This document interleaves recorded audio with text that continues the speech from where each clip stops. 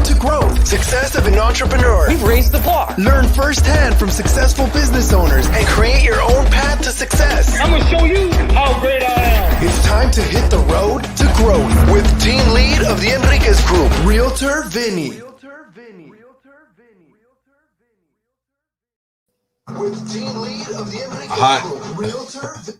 How he rode to go with listeners. We had a little back play right there, but thank you for being here. Today we have Sam Morris. He is the founder of Zen Warrior Training, LLC. I mean, I think I can understand what that means, positive mindset, when some kind of hiccup happens, like we just had a second ago, something like that happens, just be Zen with it, be one with the world. But I know this is just basic for me. Kind of walk me through what Zen is and what your company does. Yeah, absolutely. So it's executive coaching. And what I focus on is enlightened leadership and embodied wisdom. So I have realized along the way that a lot of us pick up a lot of knowledge, but we don't necessarily turn it into wisdom. That's a whole other thing. And so Zen Warrior Training is a program that involves coaching. I also incorporate breath work and meditation practices and other embodiment practices to really connect people to that essential source of wisdom that resides within us, and then lead their businesses from that perspective, from that wisdom. And so, one of the biggest things that we all know the axiom, I am my own worst enemy. Well, that doesn't need to be the case. We can become our own best friend as well. And the reason why we tend to be our own worst enemy is we don't examine what's going on up here enough. 95% of this is unconscious stuff. And like the famous psychologist Carl Jung said, until the unconscious becomes conscious, it will continue to control us, and we will call it fate. And I don't really believe we need to call something fate. I believe that we can create our destiny rather than succumbing to our otherwise fated experience. Now, this way of looking at the world, I mean, is this how you always look to the world? Is this a newer thing? I know you had something big that happened to you in the late 90s. Yeah. So this is a lifetime of exploration. I've always been interested, even before I knew the word consciousness. I was interested in the nature of consciousness. I was interested in, why is it that, say, for example, when I was growing up, I grew up on a farm. Why is it that when I go out into the woods, I feel differently than I feel, say, when I'm in the middle of a busy city with all this stuff going on?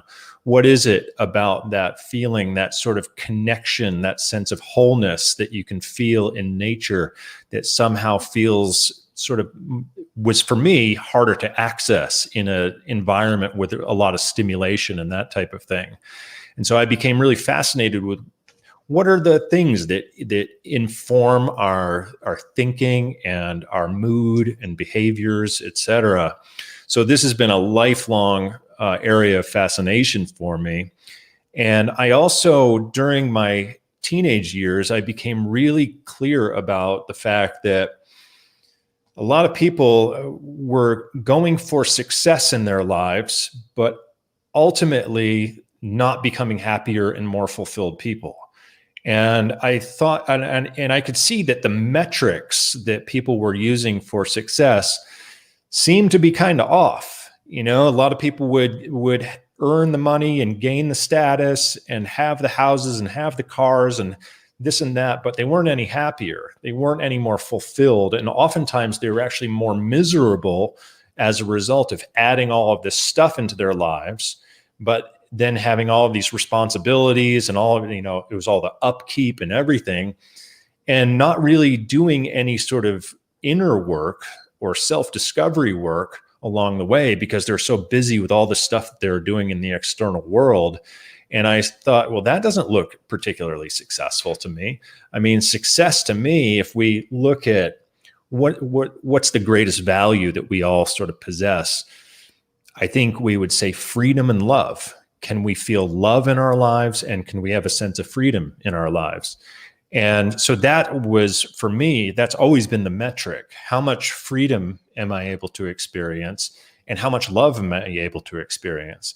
And I would look at a lot of people who are successful, I'm using air quotes here, successful by society standards, who weren't experiencing any more love or any more freedom than anyone else for that matter.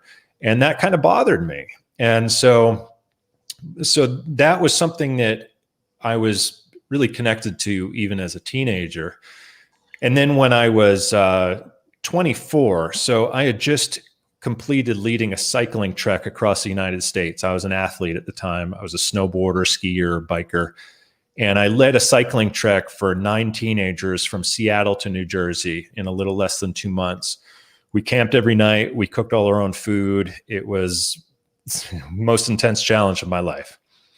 And only 2.5 months after that happened, after we completed that journey, I was in a car wreck caused by a drunk driver, which left me paralyzed from the waist down.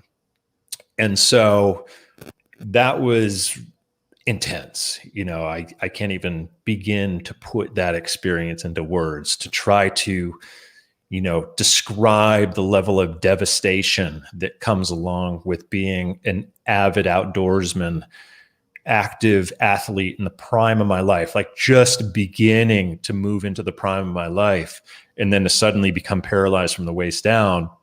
There's no words to describe that. It's just that level of trauma, and what you have to go through on an emotional and psychological level is just beyond words.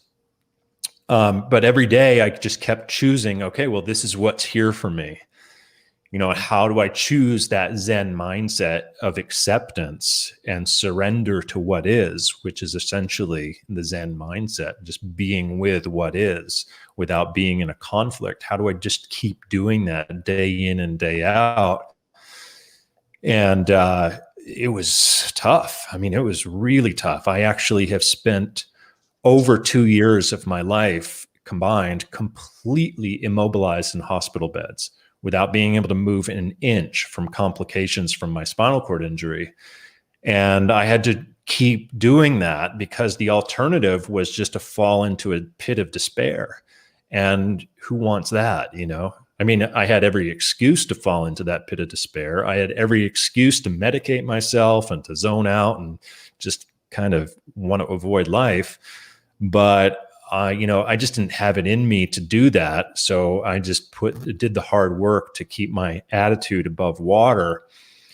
And I learned a ton through that experience. I learned just so much about how much agency we can actually have over our own mind by continuing to reinforce what the attitude that we want to reinforce. What does that look like? What it looks like is every day we're thrown all of these things into our lives. We're thrown challenges with relationships. We're thrown challenges with our work. We're thrown challenges, in our drive to work. All of these things that are, well, maybe not our drive to work during COVID, but, in most situations, there are all of these things coming from the external world that we can't anticipate, that are coming at us, that are throwing us off what we had, the direction that we wanted to be going in. Suddenly this conversation comes up with a partner and it's like, oh man, where is this coming out of? Or this obstacle comes up, some kind of email comes in that totally throws us off. And we go into a state of reaction around that. We don't really know how to handle that situation. And for that moment, we become like, the animal in the cage that feels cornered. And it's like feeling a sense of impossibility. Like, what do I do? I wasn't expecting this. I wasn't expecting to see the stock market plunge today. I wasn't expecting to see, COVID take my grandmother away, or whatever the case might be. And what do you do in those situations? Well, the first thing is to connect into the breath and into the body. So the thing that I've always discovered about the connection between the mind and body is the breath is a crucial component to this, which is why the ancient masters of yoga and meditation have always taught to focus on the breath, because it is the breath that controls that connection between brain and body, that regulates that connection. So, for example, when I am exhaling, it automatically engages the parasympathetic nervous system and the vagus nerve. That then brings me into a greater state of calm. Now, if I'm not really taking full breaths, my body's going to be like, kind of like, I'm exaggerating here a bit, but this is what a lot of people are doing throughout their day. They're breathing in a restricted way that isn't allowing the energy to move through. And they're kind of in this perpetual state of reaction, this sort of perpetual state of fight or flight, where the stress of life feels like it's too much. And when the stress of life feels like it's too much, we get paralyzed. And I realized, I'm using that term very intentionally because, I'm paralyzed from the waist down, but actually the only paralysis can ever occur in my head. What is happening from the waist down for me is just an inconvenience. Well, you went through that situation, and it's the breathing, it's the meditation. Yet I think for a lot of us, right, our own, I guess, worst enemy is our own brain, like you said previously, roughly. So when you're breathing, what mindset, what affirmations, is there something else that you're doing to allow you to get from this moment to the next moment to the next moment and get better and stronger? Yeah, well, it starts out with a neutral examination. So the breath is the way of getting into a space of, okay, I'm not going to go into my fight or flight response. Someone just said something to me just now that just really irked me or offended me or triggered me or whatever. Now, if we can notice that when it's happening, oftentimes it happens so suddenly, that reaction, we can't even control. But we actually can develop more agency over that response. So if we're breathing effectively, then someone can say something and it won't actually trigger that response. We'll actually be able to stay centered inside of ourselves and be like, oh, interesting. Now, I wonder where that came from. I wonder, what is it in this person's perception of me or their perception of this situation that just caused them to project that type of energy towards me? Interesting. Okay. Now, the best defense is no defense at all. The best defense is actually to just be with a situation as it's occurring and be able to stay in your center, stay connected to that sense of inner peace and calm, and go, oh, okay, interesting. This is this person's perception. What is causing that? Now, more often than not, that perception, that whatever they project energetically towards you, is going to have to do with so many other things that have nothing to do with you. Their expectations, their own expectations about how this situation should have played out, or their childhood wounding that is based on unresolved stuff from their own past, where they're still harboring these ideas in their body about the way that people treat them based on past relationships. Has nothing to do with you. Or their low blood sugar, lack of hydration. There are all of these components that we don't take into consideration. And this is just in the example of some type of relating experience, say between a partner or a coworker or whatever. There are so many different things, but you just happen to be in the situation where they end up emotionally triggered, but it has nothing to do with you personally. Now, if we take it personally, then we're screwed. I think it's Landmark, or maybe it's a different company, but they talk about the idea is they're doing the best they can with the tools they have. That's correct. Right? Mm-hmm. Kind of simplest of forms. Yeah, and that's one thing, right? And that's trying to give the person the benefit of the doubt. Yet, I mean, I can only imagine being in the hospital in your situation Mm-hmm. and not feeling your legs from Yeah. basically a car wreck. I mean, there would have to be some sort of anger, I would think, in that moment of saying, why me? Kind of, I mean, and in a situation like that, Absolutely. it's yeah. Absolutely. And I'm glad that you used that exact phrase, why me? Because I've thought about that many, many times. And what I eventually had to come to was, why not me? Hmm. And that discussion, that inner voice, what it was I realized, you know what? There are billions of people around the world who are each uniquely going through their own form of suffering. I'm just one of those 7 billion people in the world who's going through some form of suffering. This is just the form that my suffering took. And I also realized I could see this from any perspective that I want. I could either see it from the default and easy perspective of, this is an accident, wasn't supposed to happen. I was supposed to live a better life, et cetera, et cetera. Why me? Why the hell me? I'm an athlete. I'm not a guy who sits around all day. I'm a guy who's very ambitious, who makes things happen. How could this possibly happen to me? I could see it. That would be easy to see it through that perspective. That's the easiest perspective to see it through. That's the perspective that culturally we're almost conditioned to look at it through that perspective. But then I realized, you know what? I'm the one who gets to choose my perspective.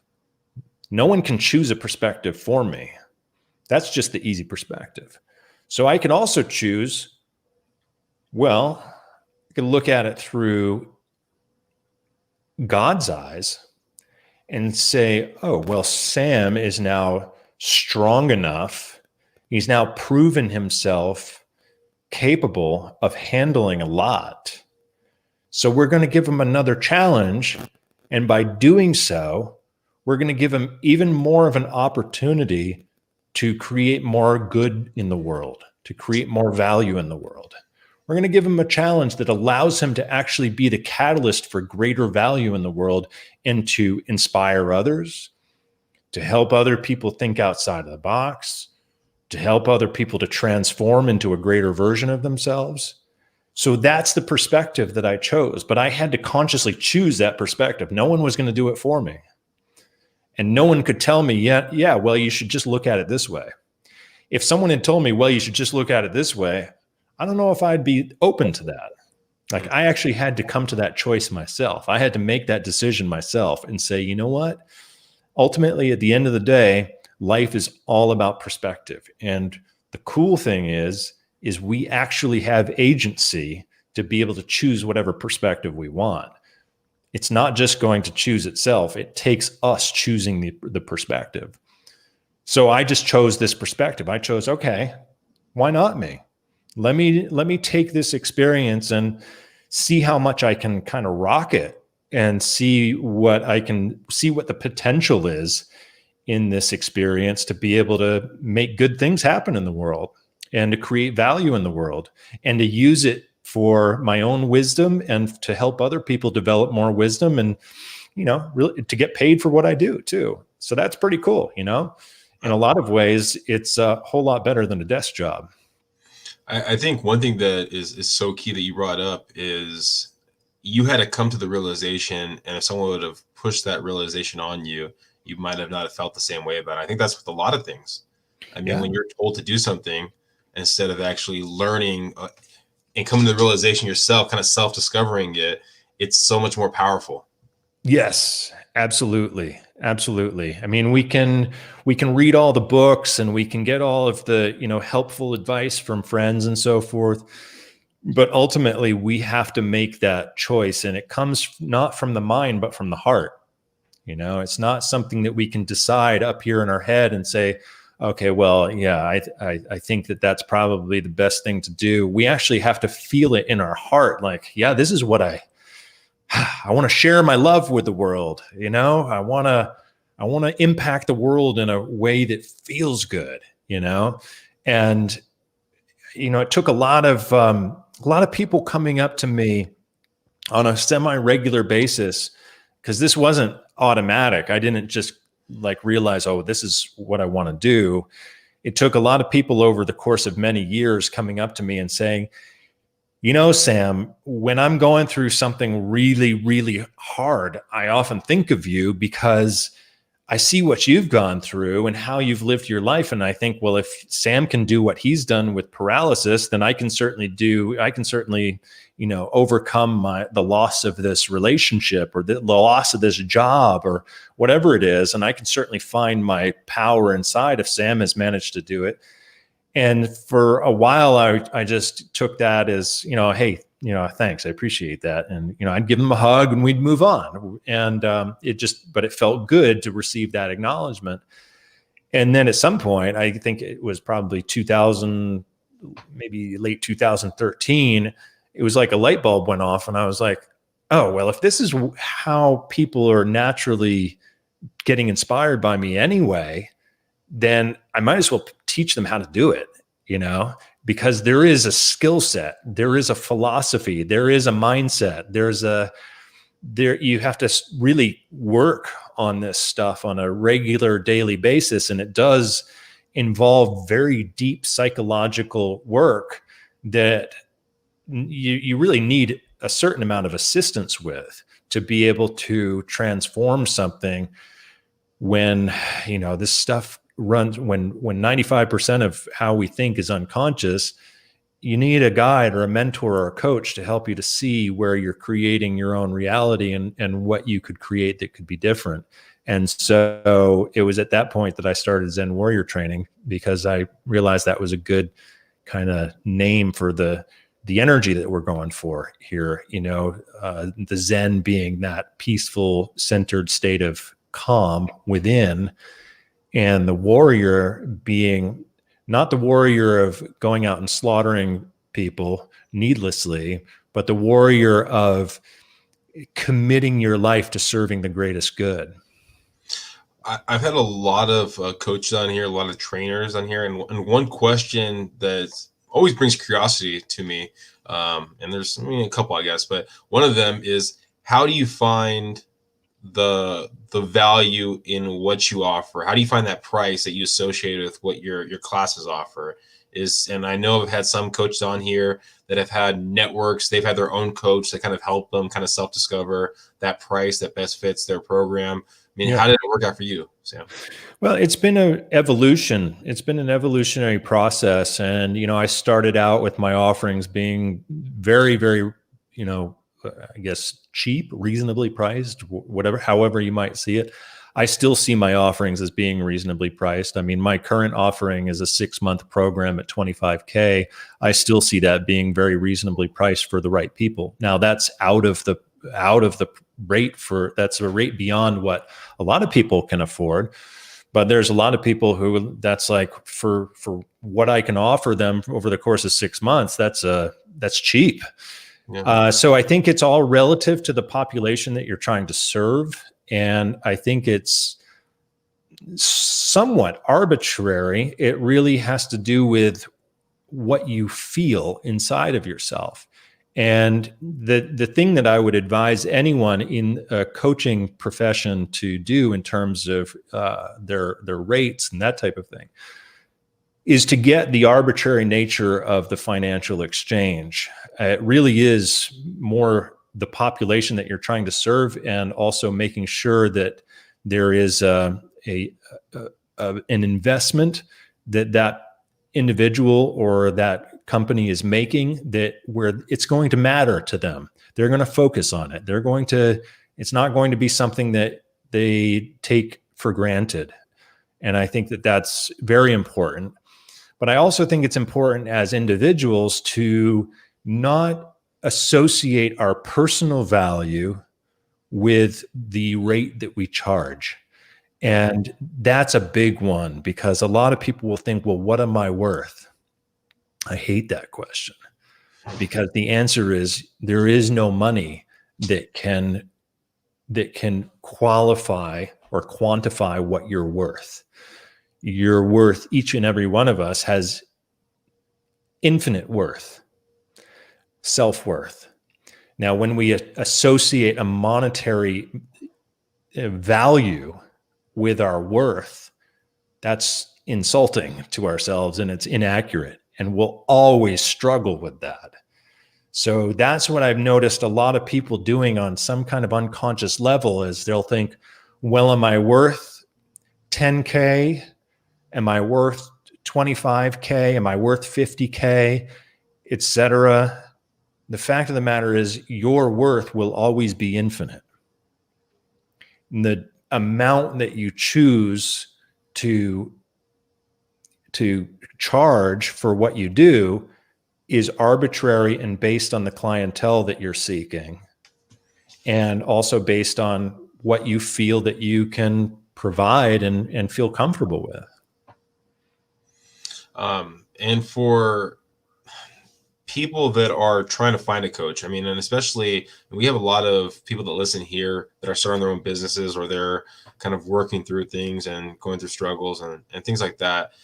And maybe they need that little bit of extra push. And there's so many different coaches out there, so many people saying, I can do this, saying I can do that. How do you know you're finding the right coach for what you're looking for?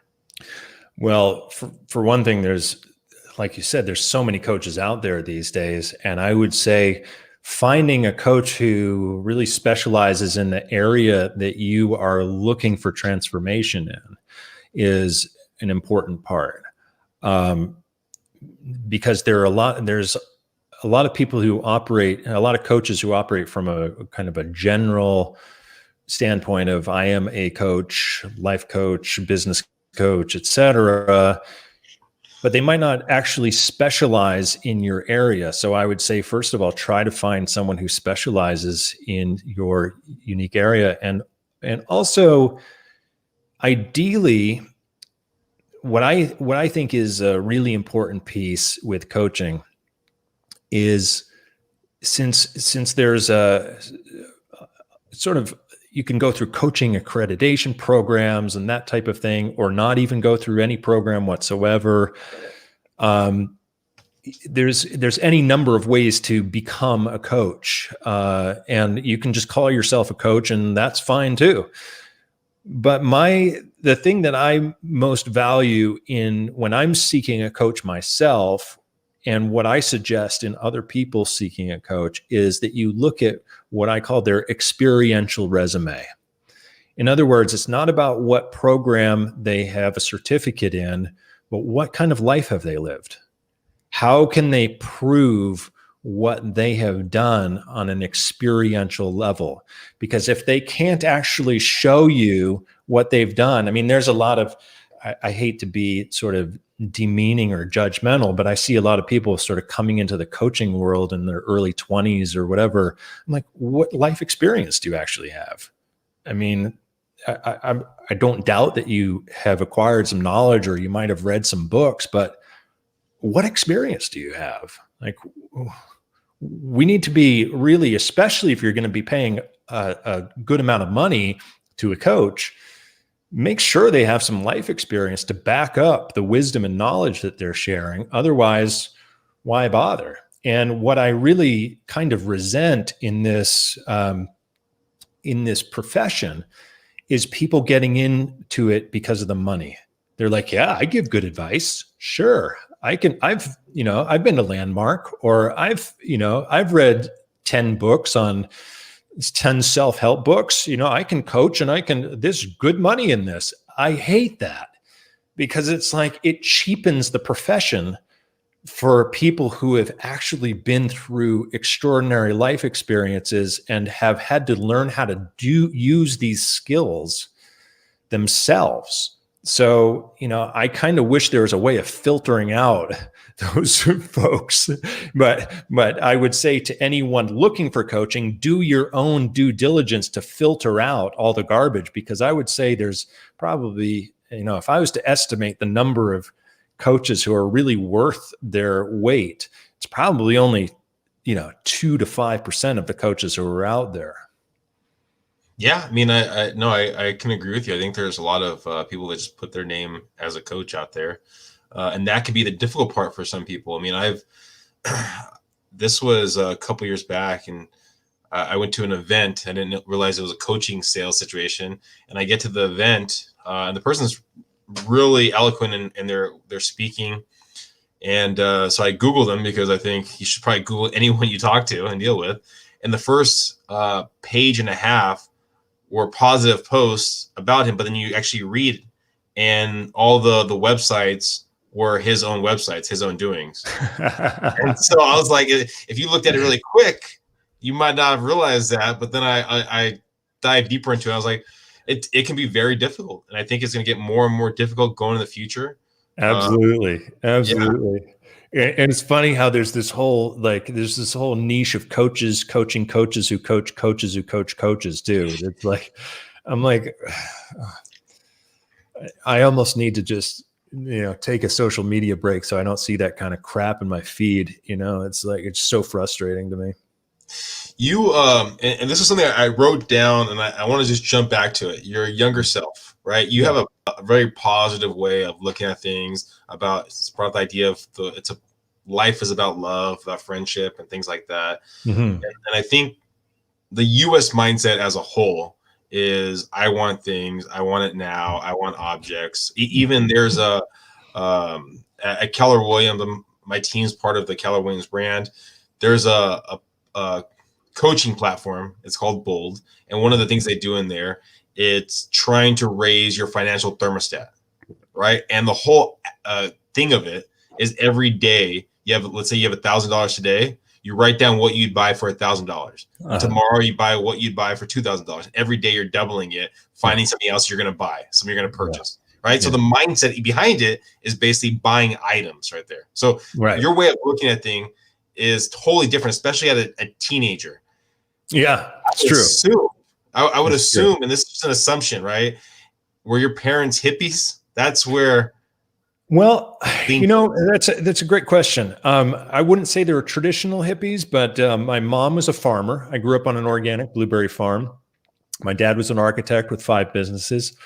So my dad was busy with his architectural firm and with being the president of the main chapter of the American Institute of Architects, and a number of other things. So he was the alpha sort of moneymaker in the family. And then my mother, she kind of ran the vibe around the house on the farm.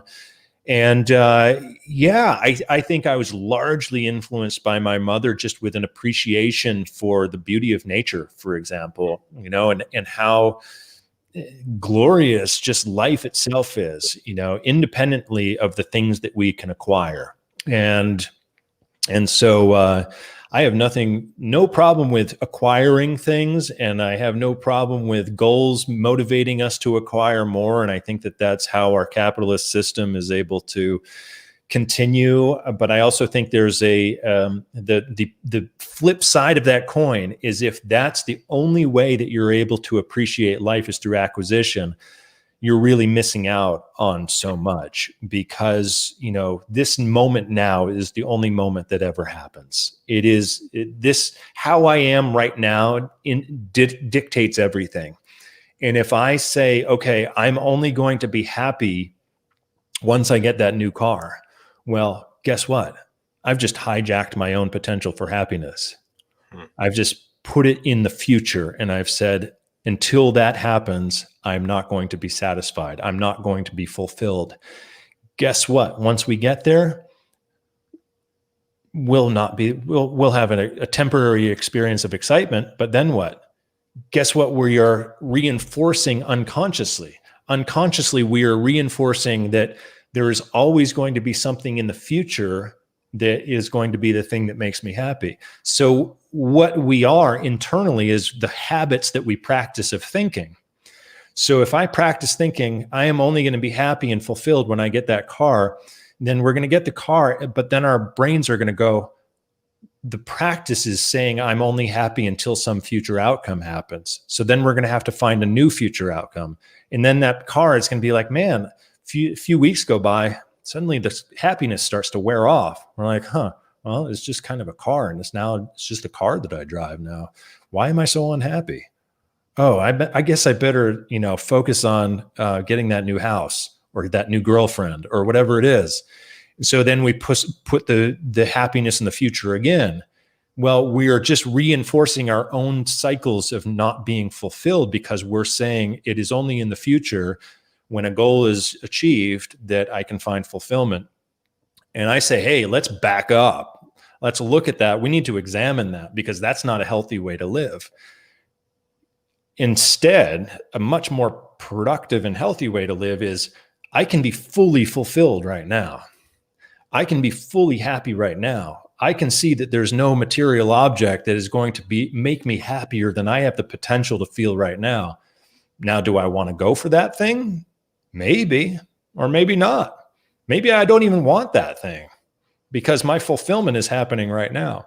But if I do want that thing, I can still go for it, but I can go for it realistically and going, I'm still responsible for my happiness now. And that car is not going to make me any happier because I'm already finding that happiness now.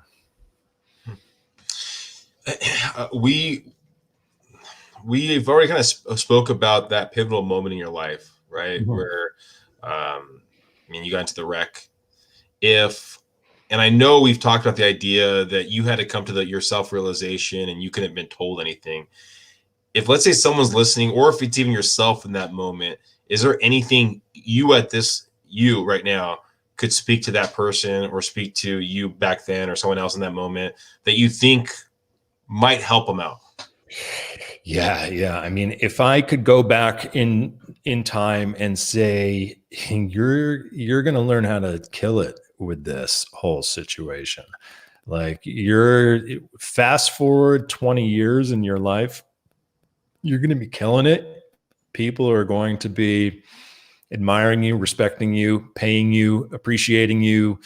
You're going to feel a sense of alignment and purpose with all of this, where this is going to go from feeling like an accident to feeling like simply an incident.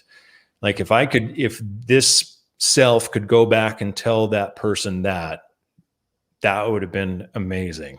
And in fact, I feel like, this is oftentimes something that I suggest to my clients that they do.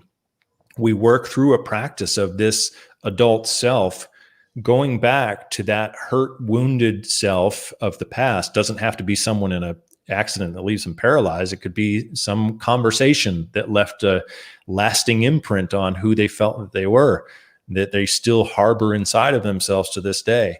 Going back and saying, hey, you got this.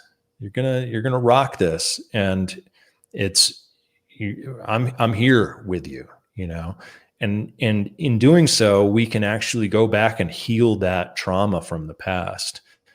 And I think that this is one of the biggest things that we need to work with, because, we live in a culture where it's always, the focus is on the easy way out. And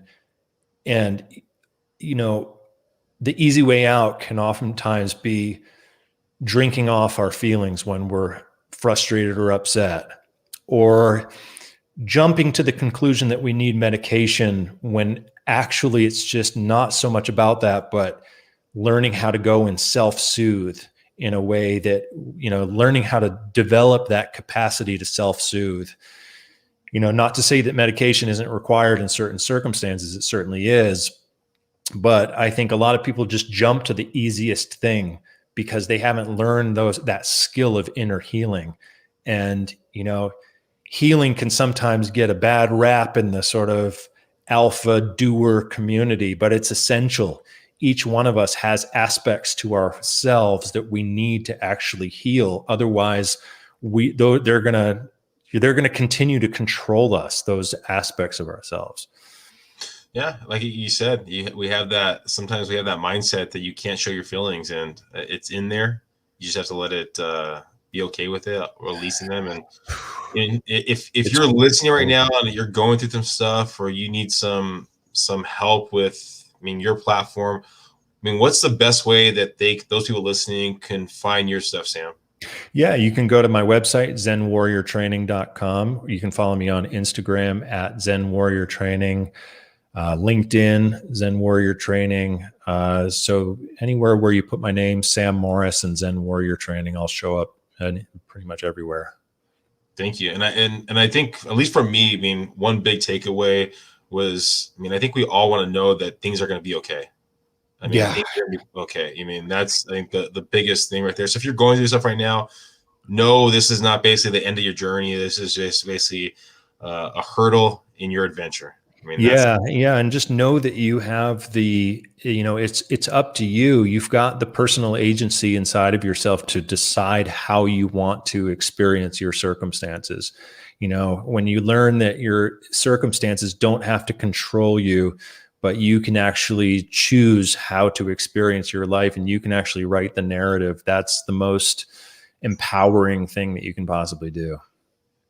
Well, thank you guys for listening. Thank you, Sam, for being on the podcast, and everyone, please subscribe, please share, follow Sam, and thank you for listening to the